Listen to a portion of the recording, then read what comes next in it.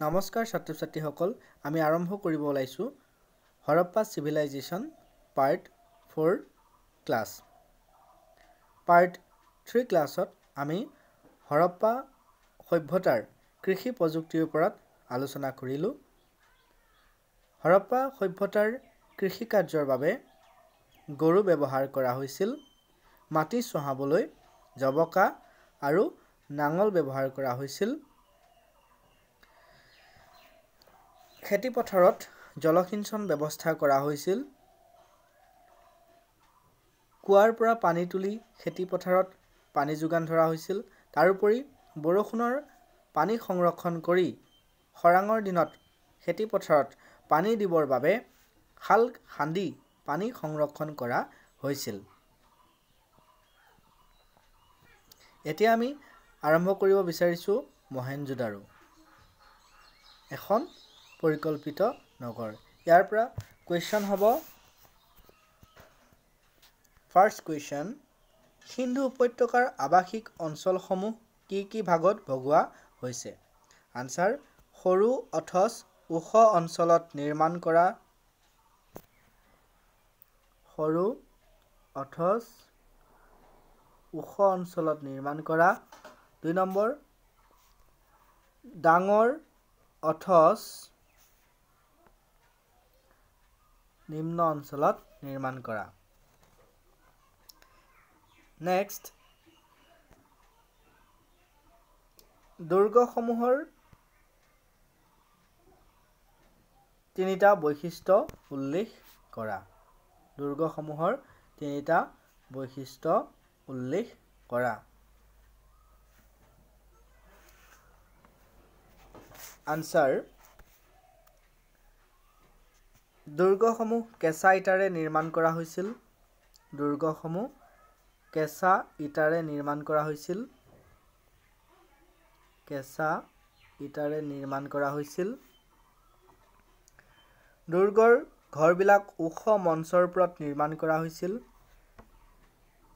দুৰ্গৰ ঘৰবিলাক ওখ মঞ্চৰ ওপৰত নিৰ্মাণ কৰা হৈছিল।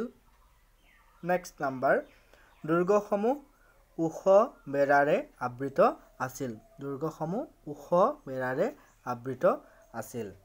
নেক্সট কুৱেশ্যন, নিম্ন নগৰসমূহ কেনেকুৱা আছিল? আনচাৰ, নিম্ন নগৰসমূহ বেৰাৰে আবৃত আছিল। নিম্ন নগৰসমূহ বেৰাৰে আবৃত আছিল। ঘৰবোৰ ওখ মঞ্চৰ ওপৰত নিৰ্মাণ কৰা হৈছিল।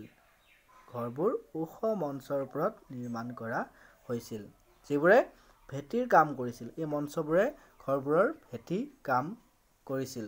এইখিনি আছিলে নিম্ন নগৰৰ বৈশিষ্ট্য। এতিয়া নেক্সট কুৱেশ্যন হ'ব, নগৰ নিৰ্মাণত কেনেকুৱা ইটা ব্যৱহাৰ কৰা হৈছিল? আনচাৰ, ৰ'দত শুকোৱা ইটা আৰু পোৰা ইটা ব্যৱহাৰ কৰা হৈছিল।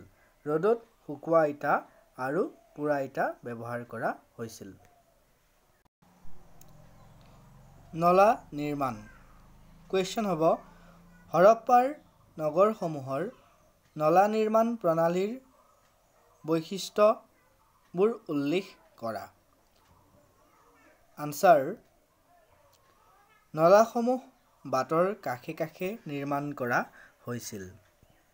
নলাসমূহ বাটৰ কাষে কাষে নিৰ্মাণ কৰা হৈছিল।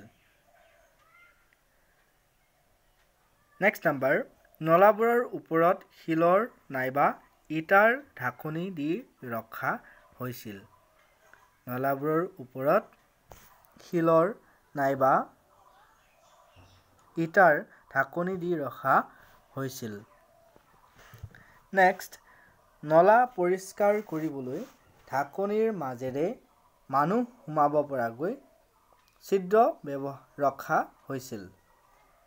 নেক্সট নাম্বাৰ, প্ৰথমে নলাসমূহ নিৰ্মাণ কৰা হৈছিল। তাৰ পিছত ইয়াৰ কাষে কাষে বিভিন্ন ধৰণৰ ভৱন আৰু গৃহ নিৰ্মাণ কৰা হৈছিল। ভৱন আৰু গৃহ নিৰ্মাণ কৰা হৈছিল। আকৌ এবাৰ কৈছোঁ, নলাসমূহ বাটৰ কাষে কাষে নিৰ্মাণ কৰা হৈছিল। বাটৰ কাষে কাষে নলাবোৰ নিৰ্মাণ কৰা হৈছিল। নলাবোৰ পৰিষ্কাৰ কৰি ৰাখিবলৈ ঢাকনিৰ ব্যৱহাৰ কৰা হৈছিল। ঢাকনিবোৰৰ মাজেৰে মানুহ সোমাব পৰাকৈ একোটা ছিদ্ৰ ৰখা হৈছিল। প্ৰথমে নলাসমূহ নিৰ্মাণ কৰা হৈছিল। প্ৰথমে নলাবোৰ নিৰ্মাণ কৰা হৈছিল। প্ৰথমে নলাবোৰ নিৰ্মাণ কৰা হৈছিল আৰু ইয়াৰ পিছত ইয়াৰ কাষে কাষে বিভিন্ন ধৰণৰ ভৱন আৰু গৃহবোৰ নিৰ্মাণ কৰা হৈছিল। নেক্সট কুৱেশ্যন, মহেঞ্জোদাৰো আৰু হৰপ্পাৰ চহৰৰ ঘৰবোৰ কি ইটাৰে নিৰ্মাণ কৰা হৈছিল? আনচাৰ, পোৰা ইটা আৰু ৰ'দত শুকোৱা ইটাৰে নিৰ্মাণ কৰা হৈছিল। ঘৰবোৰ পোৰা আৰু ৰ'দত শুকোৱা ইটাৰে নিৰ্মাণ কৰা হৈছিল। হৰপ্পা সভ্যতাৰ আৱাসিক ঘৰবোৰৰ বৈশিষ্ট্যবোৰ উল্লেখ কৰা।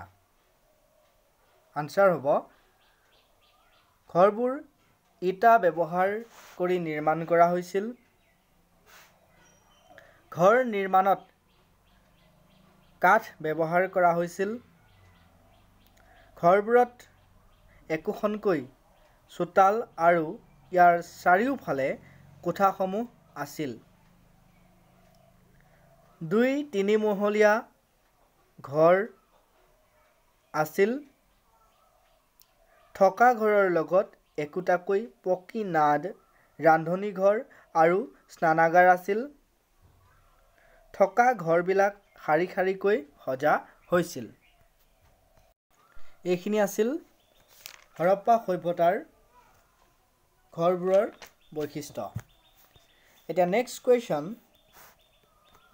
হৰপ্পা সভ্যতাত দুৰ্গ কিয় নিৰ্মাণ কৰা হৈছিল? হৰপ্পা সভ্যতাত দুৰ্গ কিয় নিৰ্মাণ কৰা হৈছিল? আনচাৰ, বাহিৰা শত্ৰুৰ হাতৰ পৰা নগৰ ৰক্ষা কৰিবলৈ তেওঁলোকে দুৰ্গ নিৰ্মাণ কৰিছিলে। বাহিৰা শত্ৰুৰ হাতৰ পৰা নগৰসমূহ ৰক্ষা কৰিবলৈ তেওঁলোকে দুৰ্গ নিৰ্মাণ কৰিছিলে। নেক্সট কুৱেশ্যন, হৰপ্পা সভ্যতাৰ ৰাজহুৱা ভঁৰাল ঘৰটোৰ বিষয়ে চমুকৈ বৰ্ণনা কৰা। আনচাৰ, ভঁৰাল ঘৰটো দুৰ্গৰ ভিতৰত নিৰ্মাণ কৰা হৈছিল। ভঁৰাল ঘৰটো দুৰ্গৰ ভিতৰত নিৰ্মাণ কৰা হৈছিল। তলৰ অংশটো ইটাৰে আৰু ওপৰৰ অংশটো কাঠেৰে নিৰ্মাণ কৰা হৈছিল। তলৰ অংশটো ইটাৰে আৰু ওপৰৰ অংশটো কাঠেৰে নিৰ্মাণ কৰা হৈছিল। উত্তৰে দক্ষিণে এই ভঁৰাল ঘৰটোৰ দৈৰ্ঘ্য ১৬৯ ফুট আৰু প্ৰস্থ ১৩৫ ফুট। ইয়াৰ মাজভাগত ২৩ ফুট বহল এটা পথ পোৱা গৈছে আৰু ই ভঁৰাল ঘৰটোক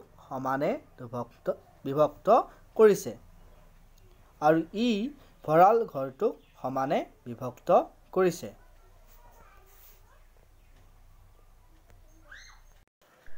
নেক্সট কুৱেশ্যন, মহেঞ্জোদাৰোৰ বৃহৎ স্নানাগাৰটোৰ বৈশিষ্ট্য উল্লেখ কৰা।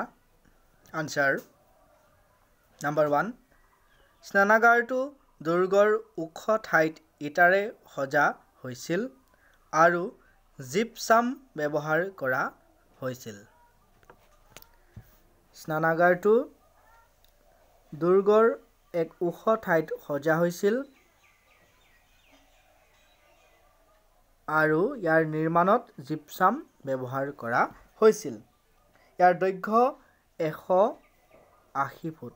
স্নানাগাৰটোৰ দৈৰ্ঘ্য ১৮০ ফুট আৰু প্ৰস্থ 108 ফুট। ইয়াৰ মাজভাগত সাঁতুৰিবৰ বাবে 23 ফুট বহল আৰু 8 ফুট দ এডোখৰ পকী ঠাই আছিল।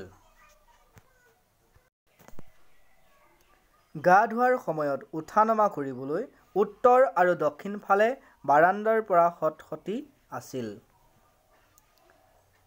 গা ধুবলৈ উঠা নমা কৰিব পৰাকৈ উত্তৰ আৰু দক্ষিণ ফালে বাৰাণ্ডাৰ পৰা সতসতি আছিল।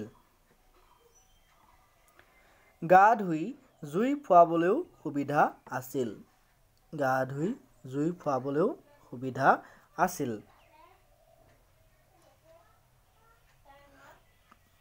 পানী ওলোৱা সোমোৱা কৰিব পৰাকৈ নলী লগোৱা আছিল। পানী সোমোৱাব পৰাকৈ নলী লগোৱা আছিল। পানী ভৰাবলৈ স্নানাগাৰ কাষৰ কোঠালিত পকী নাদ আছিল। এইখিনি আছিল আমাৰ আজিৰ ক্লাছৰ বাবে। ধন্যবাদ। ধন্যবাদ ছাত্ৰ ছাত্ৰীসকল। আমি ইমানতেই পাৰ্ট 4 ভিডিঅ'টোৰ সামৰণি মাৰিছোঁ। নেক্সট পাৰ্ট 5 ভিডিঅ' তোমালোকৰ বাবে আকৌ লৈ অহা হ'ব। এতিয়ালৈ ধন্যবাদ।